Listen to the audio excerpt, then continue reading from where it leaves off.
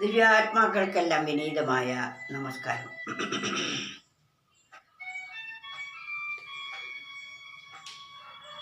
രൂപരഹിതമായ പരമമായ ഒരു സത്തയിൽ നിന്നാണ്, അല്ലെങ്കിൽ ആ സത്തയുടെ രൂപാന്തരമാണ് ഈ ജഗത്തിലെ സർവ രൂപങ്ങളും.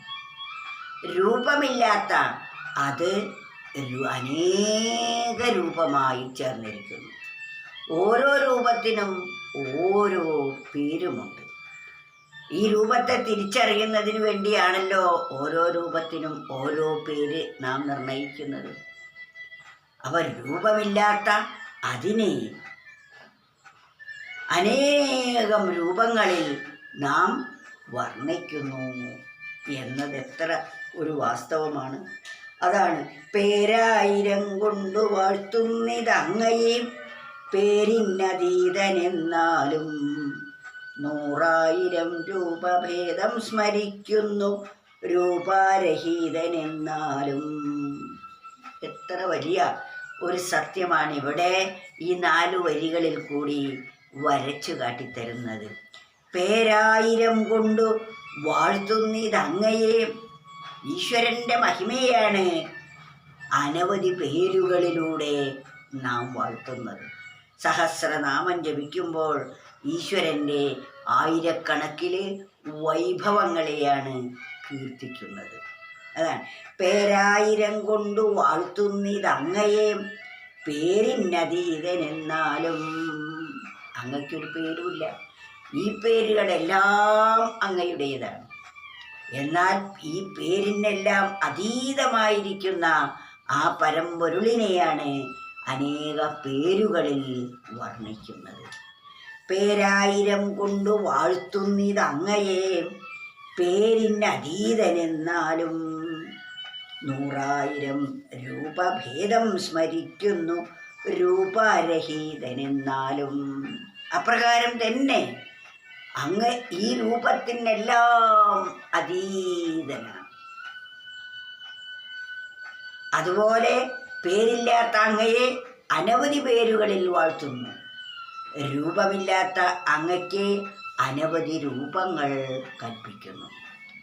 അതാണ് 100,000 രൂപഭേദം സ്മരിക്കുന്നു. ആ രൂപത്തിലൂടെ എല്ലാം അങ്ങയെയാണ് സ്മരിക്കുന്നത്. എല്ലാ രൂപവും അങ്ങയുടേതാണ്. അങ്ങയിൽ നിന്നും രൂപാന്തരപ്പെട്ടതാണ് സർവരൂപങ്ങളും. ഒരേ നീരാവി തന്നെ ജലമായും ജലം ഐസായും മാറുന്നു. ആ ഐസ് കൊണ്ട് അനേക ജീവജാലങ്ങളായി രൂപാന്തരപ്പെടുന്നു. പശുവായും വീടായും ആനയായും അങ്ങനെ പല ജീവികളായി ആ ഐസ് കൊണ്ട് കലാകാരന്മാർ നിർമ്മിക്കുന്നു.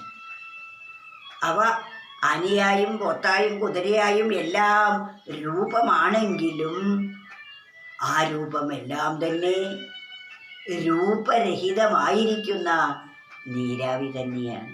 അപ്രകാരം ഈ പ്രപഞ്ചത്തിൽ കാണുന്ന നാനാരൂപങ്ങൾ, നാനാതരത്തിലുള്ള ജീവജാലങ്ങൾ, സസ്യചരങ്ങളും അചരങ്ങളും, സസ്യജാലങ്ങളും വൃക്ഷലതാദികളും മനുഷ്യരും മനുഷ്യേതര ജീവികളും എല്ലാം നാനാതരത്തിലുള്ള രൂപങ്ങളോടുകൂടി വർത്തിക്കുന്നു.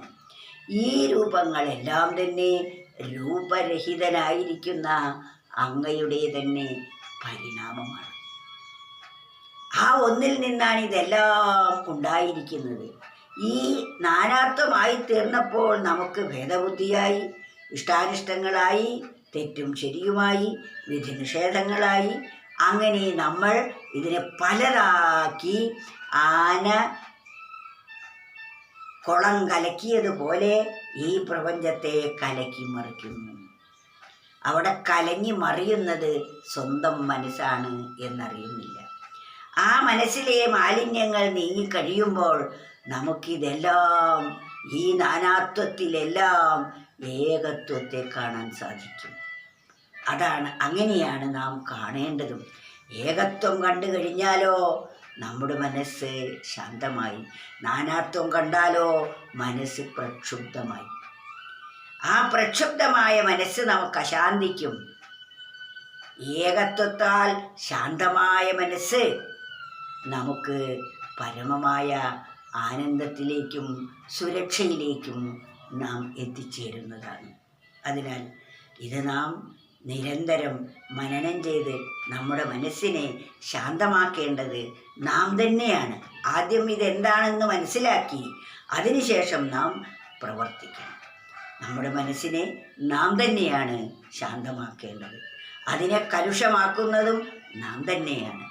നമ്മുടെ അശാന്തിക്ക് കാരണം നമ്മുടെ കലുഷമായ മനസ്സാണ്. ആ മനസ്സ് ശാന്തമായാൽ പരമമായ സുഖത്തിൻ്റെയും സുരക്ഷയുടെയും ഉടമകളായിത്തീരും നാം ഓരോരുത്തരും. പേരായിരം കൊണ്ടു വാഴ്ത്തുന്നിതങ്ങയെ പേരിനതീതനെന്നാലും 100,000 രൂപ ഭേദം സ്മരിക്കുന്നു രൂപാരഹിതനെന്നാലും.